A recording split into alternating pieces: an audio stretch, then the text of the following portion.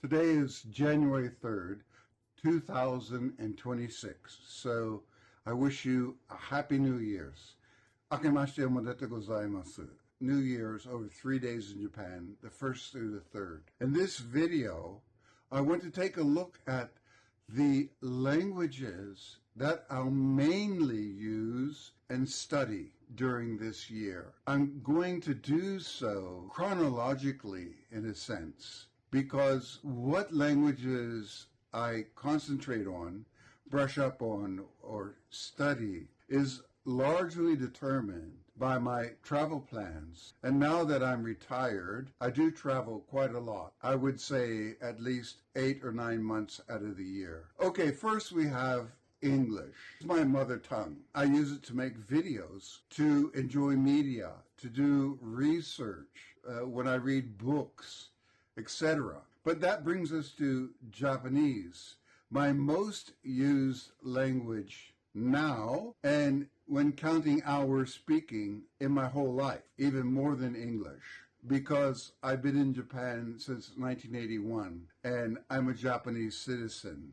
I taught at university in Japanese about cross-cultural management in Chinese and Thai and other languages too, but mainly Japanese. So we can start off by saying, yes, throughout the year, I'll be using English and Japanese. Will I be studying the languages? Well, I could always learn new things, especially in the case of Japanese, since actually I learned it as an adult. I started learning it when I was a student in Poland from 1979 to 1981, since I had decided to go to Japan after finishing my graduate studies in Poznan, Poland, studying Slavic languages. So my first trip is to Raja Ampat, Five Kings, an area of Indonesia off of the island of Papua New Guinea. And as you may know,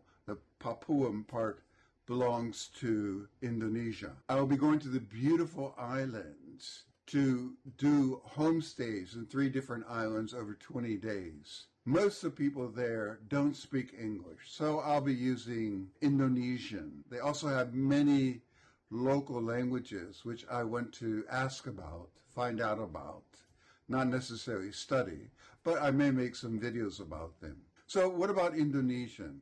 Yes, I'll brush up on my Indonesian, but I've been studying Indonesian for a long time and using it for a long time. I started in 1981, was the first time I went to Malaysia and Indonesia. So yes, I speak Malay also. I know the difference. I know many of the differences between Indonesian Malay, and I made a video about it. And over the past 45 years, I've been to Indonesia, at least 25 times. Many times for surfing in Bali and Lombok. I don't go to Bali much anymore because now it's overbuilt, congested. It's just not the beautiful place it was 20, 30 years ago. So after 20 days of snorkeling and diving in the beautiful waters, I'll set off to the Philippines, Siargao. I went there in August, September last year to go surfing for a month. It's the surfing capital of the Philippines. So as you may know, the official language of the Philippines is Filipino, and it's based on Tagalog. I've been studying Tagalog for many years, but I really concentrated on it last year. And what surprised me is how complicated it is compared to Indonesian or Malay, its cousins. And I also made a video about that. Now, Siargao is an island not far from Cebu Island, so I'll fly to Manila, then Cebu, then to Siargao. The thing about the Philippines is that there are local languages everywhere. So I also studied some Cebuano. But in Siargao, they have their own local language. Usually what happens is I wind up speaking English because English is not only widely spoken in the Philippines, especially in the tourism industry. The locals usually would prefer to speak English rather than Filipino. Nevertheless, sometimes I get in conversations in Filipino. So it will be one of the languages that I will be using and studying more. So I will go surfing for about 17 days. I surf sometime for 5 hours, but I had a lot of pain in this joint here from surfing too much last year. So I'll tone it down, surf a few hours, and spend a lot of time interacting with the people there and studying. Interesting enough, a language which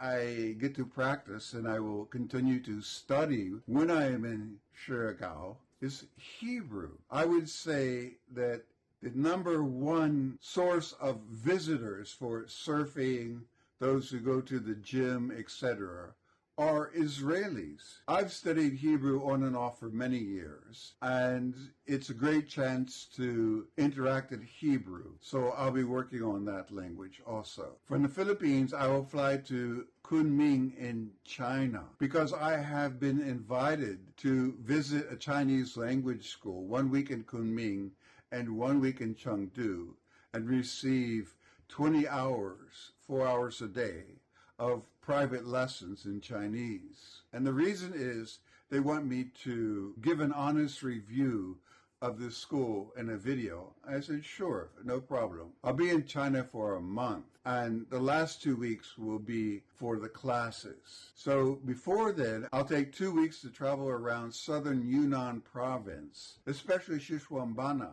because it's a very beautiful and interesting place, and they speak Tai Lu there, which is related to Thai and Lao.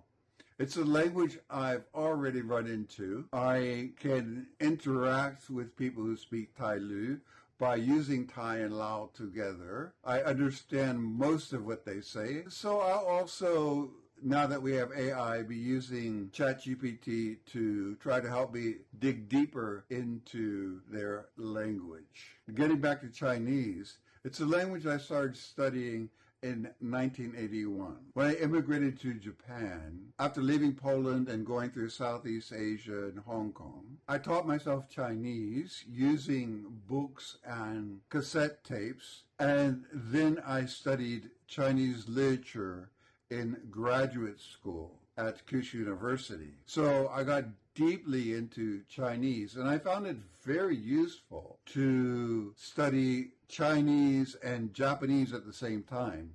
Now, I began studying Japanese first in 1979 while in Poland. There was a Japanese professor at Adam Mickiewicz University giving classes. So that's when I really first began to learn how to speak the language and could already read and write some before I first arrived in Japan in June 1981. So after China, I'll return to Japan, and I'll be going to the Polyglot gathering in the Czech Republic. But in order to get there, I want to go through Russia and take my wife to show her Irkutsk, Lake Baikal, Kazan, capital of Tatarstan, Moscow, and St. Petersburg. So I'll be using Russian again. My history with Russian goes back to 1978, when I first started studying it seriously and went to the Soviet Union with some friends in a van, like a camping tour, in Russia, Ukraine, and Belarus. Then my next trip to the Soviet Union was from Yokohama. I took a boat in 1982 to Nakhodka and the Siberian Express to Moscow, and then later to Poznan, Poland again, and saw my friends in Poland for a few weeks, and then returned at a much slower pace, going to Leningrad, down to Armenia, Georgia, Azerbaijan, Kazakhstan, Uzbekistan, Kyrgyzia, etc. At that time, I couldn't speak any of those languages, and I still can't speak any Turkish languages, so I use Russian. And also a little bit more than a year ago, I was invited to participate in a talent show like America's Got Talent or The X Factor. It's a TV show that translates to amazing people. I gave them 30 languages to choose from. So first they had a video call with me and checked my ability in these 30 languages, because they have to dish out all the money for my transportation, hotels, and promise me spending money, etc. And so they're quite satisfied. And what they did was they chose 15 people who lived in Moscow, were native speakers of half of those 30 languages. So I didn't know which ones that they chose. It seems they tried to pick the most exotic ones. In the actual TV show, I would pick a number, and the person who had that number would stand up and ask me a question in their language. The first one I got was Italian, then Greek, then Indonesian, then Chinese, after that Vietnamese, and so on. It took about 90 minutes, but in the actual editing, you only see about 12 to 15 minutes, so you don't see all the languages. But it was a great experience, and I enjoyed seeing Moscow again and speaking Russian. So from St. Petersburg, I will go to Brno in the Czech Republic. So I'll be using and studying Czech. I understand Czech very well, at a very high level, but I don't speak it so fluently. And the issue is that now I've actually studied all the major Slavic languages. And the Polyglot gathering was in Bratislava for a number of years, so I concentrate on Slovak. And if you speak Slovak, then it's quite easy to communicate with a Czech speaker. It's not as easy to speak Czech. In other words, don't use the Slovak words, only use the Czech words. And so I need a lot of work on that. My next destination, beginning of June, right after the Polyglot gathering, I have in mind going to Iran. I've always loved the sound of the Persian language, and I first started studying it way back in the early 70s when I played football or soccer in their Iranian student team at University of Florida. The first words I learned weren't Salam, halatum chetore, like, hello, how are you? It was Chikarkadid, what did you do? Chimikonit, what are you doing? So recently I've been working on Persian with much more dedication, much more time, and studying it every day, at least for an hour or so. I can read the script because I've also studied Arabic and Urdu, and I was in Pakistan last year, 42 days by motorcycle. So reading the script is quite easy. It's almost the same actually as the Urdu script. It's a modified Arabic script. It's an Indo-European language, but it's a subject, object, verb, just like Japanese is. So it feels quite natural. It uses the subjunctive a lot, so that feels natural to me as a speaker of Spanish, Portuguese, Italian, French. And so I'm really enjoying studying Persian or Farsi. Now I'm also working on Dari, which is a Persian language spoken in Afghanistan and is also considered a more formal form of Persian. Persian spoken in Iran sounds more colloquial to Dari speakers. And after that, I'll be going to Tajikistan. Now, I must say, there are riots going on right now in Iran. So I am going to wait and see. I haven't bought my ticket from Vienna yet. If it doesn't look safe at the beginning of June, then I'll go to the next country I was planning on going to, Tajikistan. So yes, I'm also studying Tajik, but the language is also just another form of Persian. But it was isolated from Dari and Farsi by the Soviet Union, and they use the Cyrillic script. So it's easy for me to read, and they have a lot of Russian words. So it's actually three forms of one language that I'll be studying. And after Tajikistan, I plan to go to Mongolia. Now, I'm still working out the details, but I want to be in Ulaanbaatar by July 2nd or 3rd and head to the countryside in order to enjoy the National Naadam Festival that takes place at the beginning of July, I think 12th or 13th in Ulaanbaatar, but earlier in other places in the countryside. And that's where I want to really enjoy it. I want to be like the locals, not buying a ticket, but rather just hearing where's the festival going on tomorrow, and then heading out with people to go enjoy it. The horse racing, the archery, the wrestling, Mongolian food, sleeping in the yurts, etc. This is a totally new language for me. I've never studied Mongolian, and I haven't started yet. So I still have some time, but I'll wait till I get back from China, and I have about 6 weeks before we take off to Baikal, to Irkutsk in Russia. And so I'll jump into it deeply then, and then work on it as I go along. So Mongolia, 3 weeks, I would imagine, and then I'll come back to Japan. And then I will go with a friend on a motorcycle tour of northwest India and Ladakh, Zanskar, Jammu Kashmir area. I've been to Ladakh many times. The first time in 1986, and I even have videos of it on my other channel.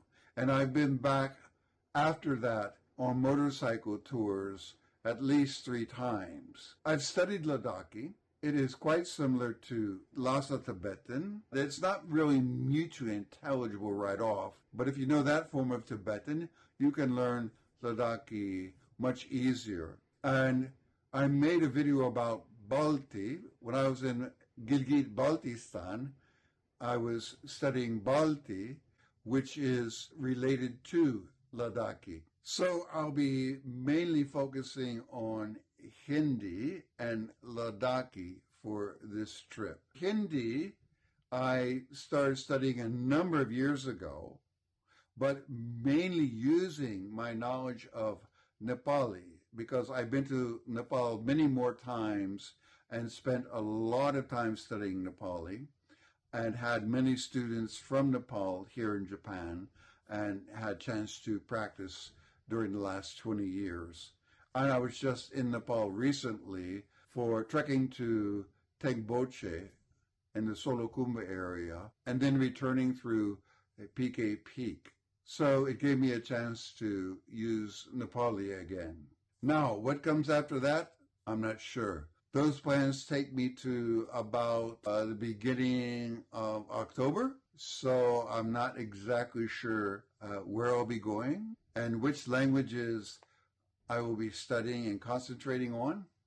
I do want to work more on Tibetan-related languages and Turkish-related languages. Now, I have studied a little bit of Turkish, but I forget it. I really haven't gone into it deeply enough. And so I would like to study Turkish and maybe perhaps Uzbeki and Kazakhi, and that would be a good mix. So that's my general plans for this year for travel, language study, and language usage. I hope that you have a great year, and all the best to you in whatever you're doing. And I hope you can travel and learn new languages, or even if you're just learning them at home, and interact with people in these languages locally or through the internet. Thank you for listening, and see you in the next video.